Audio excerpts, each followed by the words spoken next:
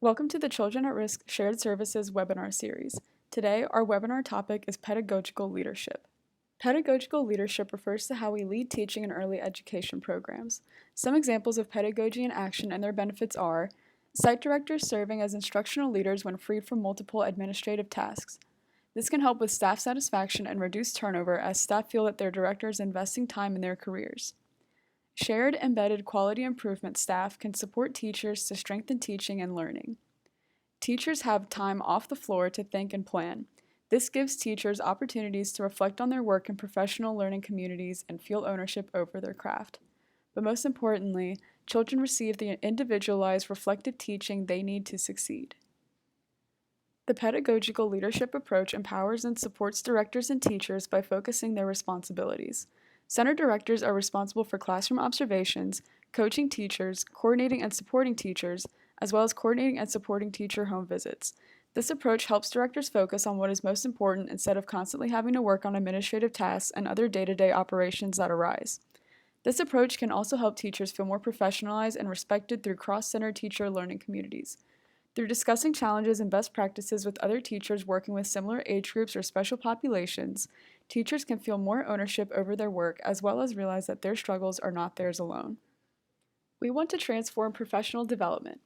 We want to move from providers acting as passive recipients of training to providers driving training at their own centers and homes and making that training program and job embedded. We want to move from providers simply accepting goals and expectations established by others to providers collaborating to set goals and striving for continuous professional learning and improvement.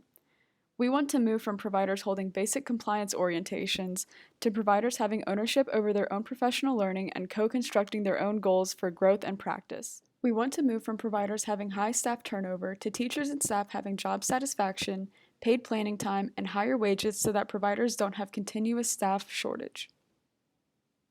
How does shared services help support pedagogical learning for providers? Through automation, resource, and staff sharing, site directors are freed from multiple administrative tasks. They can now put more time and energy into coaching teachers in classrooms or plan and participate in home visits or family engagement in which the hubs can act as trainers. The hub can facilitate shared embedded quality improvement staff to support teachers, such as through curriculum or health specialists. Teachers receive time off the floor to think and plan through hub-facilitated professional learning communities in which there are opportunities for directors, teachers, and staff to learn and reflect on their work. Teachers have opportunities to grow in their jobs, gain degrees and credentials, deepen their teaching skills, and more, all facilitated by the Alliance Hub. On the next slide, we will show examples of how pedagogical learning has been successfully deployed in other alliances and how they reached these goals. Lesson from Colorado. Directors can focus on quality.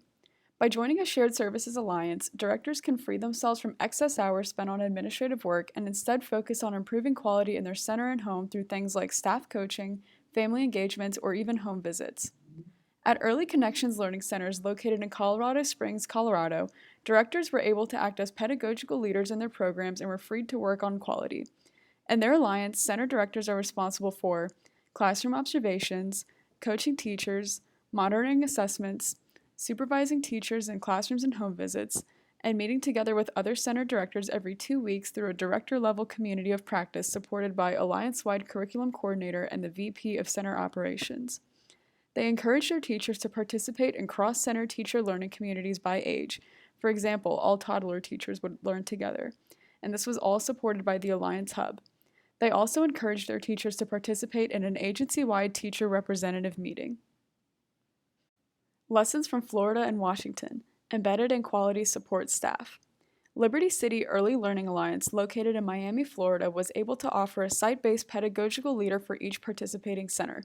Additionally, the Alliance conducted site visits where they took new members to centers of excellence to emphasize and demonstrate best practices in their areas. Sound Child Care Solutions, an alliance located in Seattle, Washington, created a cross-site pedagogical leader group led by teacher volunteers. This alliance also worked with directors to co-create a professional development plan. Tactics from other states, communities of practice and off-the-floor planning. The Collaborative Teachers Institute, an alliance located in Santa Fe, New Mexico, created a reflective community of practice. This includes a monthly meeting of educators in which the attendees reflect on their work with children by sharing classroom experiences and documentation of children's work in words. The meetings follow a structured protocol that allows time and space for educators to learn from each other's experiences.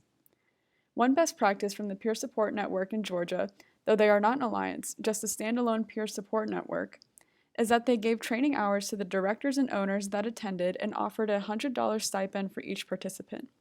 This took a lot of the pressure off the attendees since very often it is difficult to tear away from the classroom or their site. The Liberty City Learning Alliance, located in Miami, Florida, utilized their monthly meetings to work with business leaders to help identify the human and financial resources needed to ensure that pedagogical leaders and teachers have paid time off the floor to engage in reflective practice.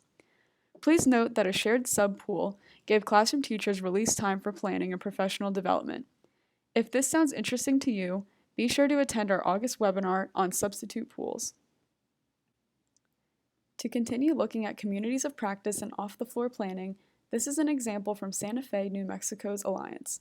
You can see here that at the beginning, it starts at the center where the teacher is, and it shows that they observe, collect, and document what they are experiencing.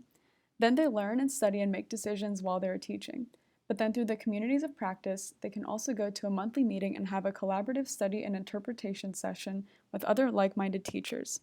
Then they can collaboratively plan and hypothesize how they might handle certain situations. Then they are able to take all of this knowledge back into their program and implement what they've learned. This is just an example of a model that you could use if you wanted to roll out a community of practice in your alliance. Lessons from Washington: Teacher and Staff Growth. Shared Services Alliances support childcare providers through pedagogical leadership. In the case of Sound Childcare Solutions, a shared services alliance located in Seattle, Washington, they were able to support 133 teachers and directors in their pursuit of further education. As of 2015, these staff attained 10 CDAs, 14 associate's degrees, 34 bachelor's degrees, and 11 master's degrees. Those are just some examples of some of the great work going on across the country. Thank you for tuning into our discussion of pedagogical leadership as part of Children at Risk's Shared Services webinar series.